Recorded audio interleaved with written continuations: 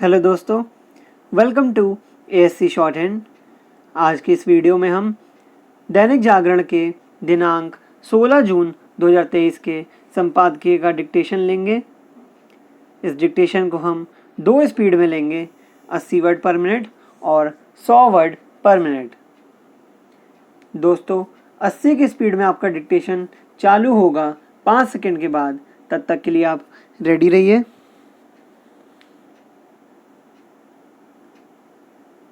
Start.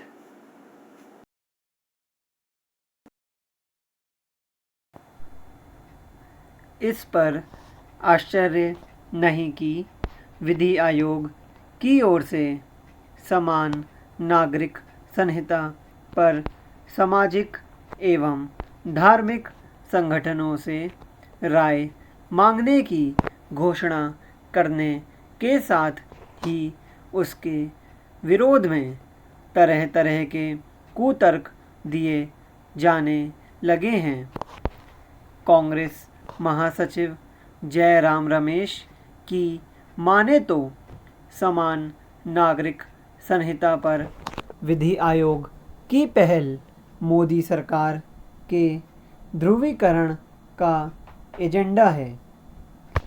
क्या वह यह कहना चाहते हैं कि संविधान निर्माताओं ने ध्रुवीकरण के किसी एजेंडे के तहत ही अनुच्छेद 44 में यह लिखा था कि देश के सभी नागरिकों के लिए समान नागरिक संहिता लागू करना सरकार का दायित्व है?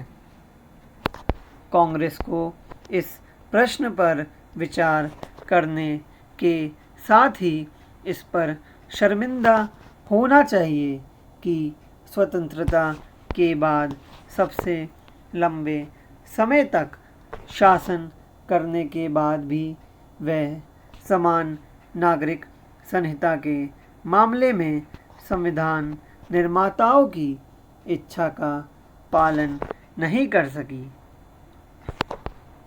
यह मानने के अच्छे भले कारण है कि उसने ऐसा जानबूझकर किया, क्योंकि उसने तमाम विरोध के बाद भी हिंदुओं के निजी कानूनों को संहिताबद्ध कर दिया था। कायदे से तभी अन्य समुदायों के भी निजी कानून संहिताबद्ध करके समान नागरिक संहिता की दिशा में कदम बढ़ा दिए जाने चाहिए थे। कांग्रेस ने ऐसा ना करके देश के नागरिकों में भेद पैदा करने के साथ उन्हें अलग अलग खांचों में बांटने का काम किया। ऐसा करके उसने राष्ट्रीय एकत्व की भावना को कमज़ोर किया और विभिन्न समुदायों के बीच यह आवश्यक संदेश जाने से रोका कि संविधान की निगाह में वे सभी बराबर हैं। यह खेद की बात है कि समान नागरिक संहिता के प्रश्न पर कांग्रेस अपने मूल्य और सिद्धांतों के साथ अपने पूर्वजों की भी अनदेखी करती है। पता नहीं क्यों वह यह भूल जाती है कि 1928 में भारत के संविधान का जो पहला प्रारूप मोतीलाल नेहरू की अध्यक्षता वाली समिति ने तैयार किया था, उसमें समान नागरिक संहिता की पैरवी की गई थी।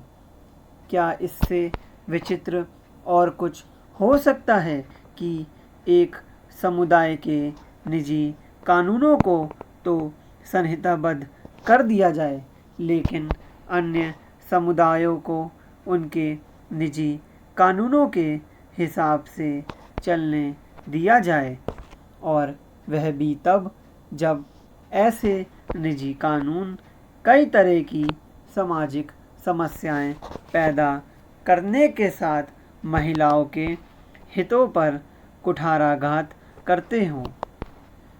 समान नागरिक संहिता को लेकर अक्सर यह भी कुतर्क दिया जाता है कि यह सामाजिक विविधता की विरोधी है।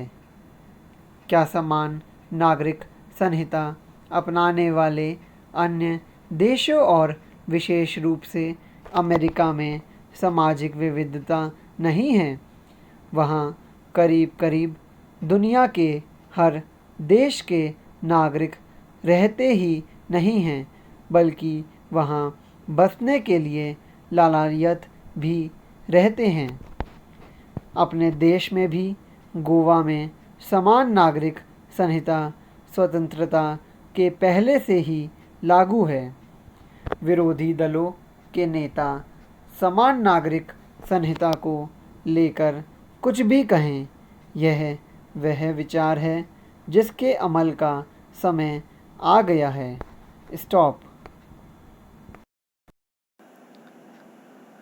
दोस्तों, इसी डिक्टेशन को अब हम 100 वर्ड पर मिनट की स्पीड से लेंगे और आपका समय चालू होगा 5 सेकंड के बाद। तब तक के लिए आप रेडी रहिए।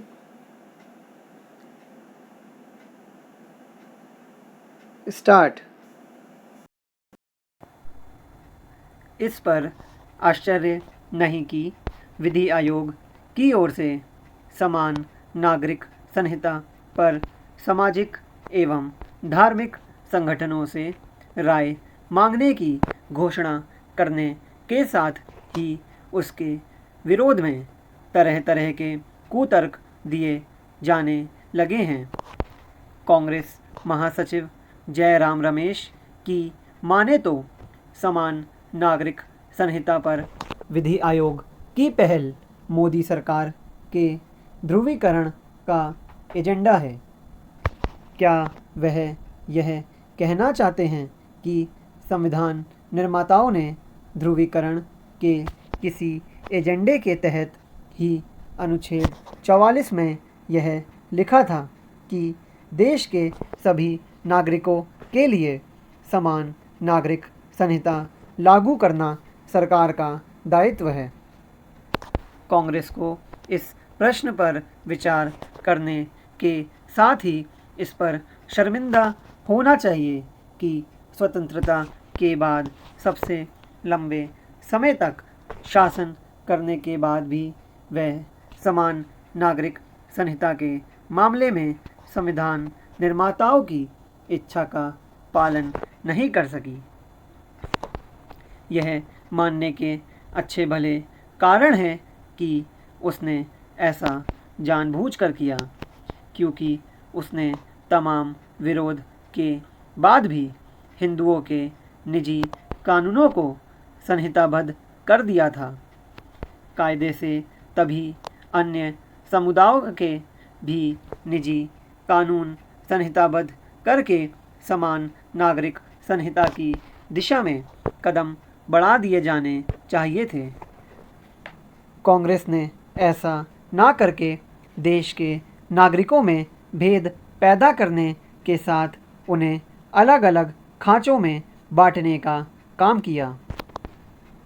ऐसा करके उसने राष्ट्रीय एकत्व की भावना को कमज़ोर किया और विभिन्न समुदायों के बीच यह आवश्यक संदेश जाने से रोका कि संविधान की निगाह में वे सभी बराबर हैं।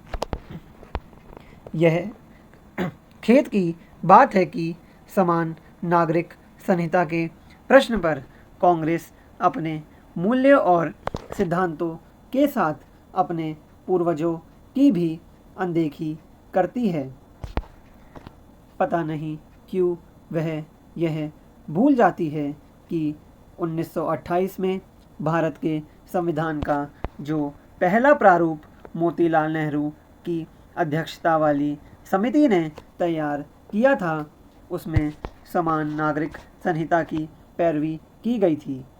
क्या इससे विचित्र और कुछ हो सकता है कि एक समुदाय के निजी कानूनों को तो संहिताबद्ध कर दिया जाए, लेकिन अन्य समुदायों को उनके निजी कानूनों के हिसाब से चलने दिया जाए, और वह भी तब जब ऐसे निजी कानून कई तरह की सामाजिक समस्याएं पैदा करने के साथ महिलाओं के हितों पर कुठाराघात करते हों।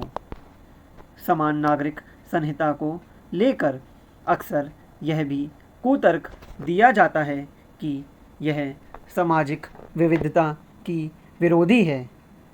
क्या समान नागरिक संहिता अपनाने वाले अन्य देशों और विशेष रूप से अमेरिका में सामाजिक विविधता नहीं है? वहाँ करीब करीब दुनिया के हर देश के नागरिक रहते ही नहीं हैं, बल्कि वहाँ बसने के लिए लालायत भी रहते हैं। अपने देश में भी गोवा में समान नागरिक संहिता स्वतंत्रता के पहले से ही लागू है। विरोधी दलों के नेता समान नागरिक संहिता को लेकर कुछ भी कहें, यह वह विचार है जिसके अमल का समय आ गया है। स्टॉप।